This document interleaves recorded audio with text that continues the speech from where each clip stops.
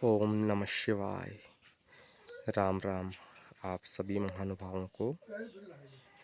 आज है सावन महीने का शनिवार का दिन और दिनांक है आज 25 जुलाई। तो इस पावन दिवस पर आज का जो शीर्षक लेकर मैं उपस्थित हुआ हूँ वह है सत्संग। दोस्तों, सत्संग पर आपने बहुत सारी वीडियोस, चर्चाएं और संभाषण सुने होंगे। तो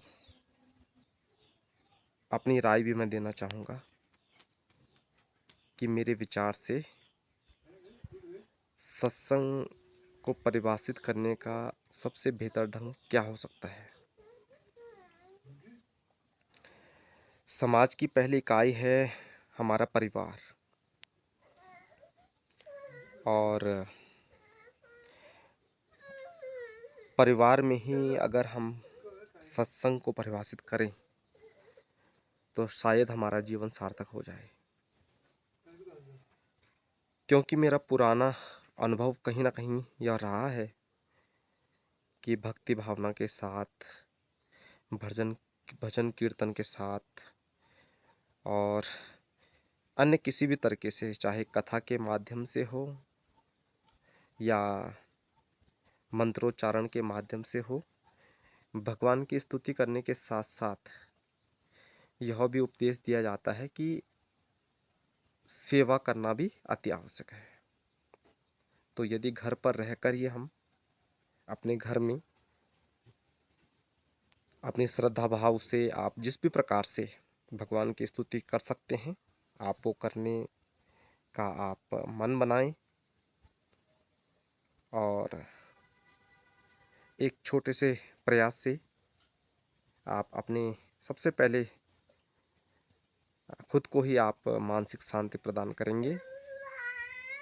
और उसके अलावा घर में अन्य क्रियाकलाप आप सेवा के तौर पर कर सकते हैं, चाहे घर की साफ सफाई हो, चाहे अपनी घर में अगर छोटे बच्चे हैं तो उनकी देखभाल करना हो, उनका लालन पालन आप बेहतर तरीके से करें।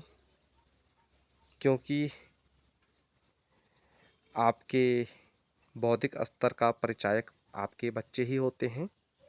अगर समाज में आपके बच्चे उन्नति कर रहे हैं और एक बेहतर जीवन शैली के साथ जी पा रहे हैं, तो यही माना जाता है कि कहीं ना कहीं घर के जो बुजुर्ग हैं या माता पिता हैं, वे अपने बच्चों को बेहतर संस्कार दे पा रहे हैं। तो संस्कार प्रदान करने की जिम्मेदारी है पेरेंट्स की। और उसके अलावा जो अन्य शैक्षणिक क्रियाकलाप हैं वो बच्चों को विद्यालय में सिखाए जाते हैं।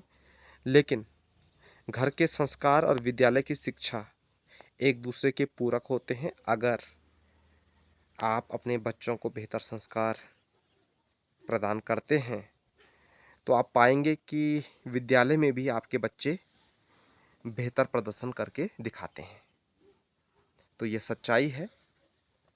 और इसी को अगर हम सत्संग के रूप में परिभाषित करें तो मैं समझता हूँ कि जिस प्रकार से वर्तमान समय में लोगों को ठगा जा रहा है या कई अन्य प्रकार से लोगों का शोषण हो रहा है, उस पे कहीं ना कहीं रोकथाम लगाई जा सकती है और हम एक बेहतर समाज का निर्माण कर पाने में सक्षम हो सकते हैं।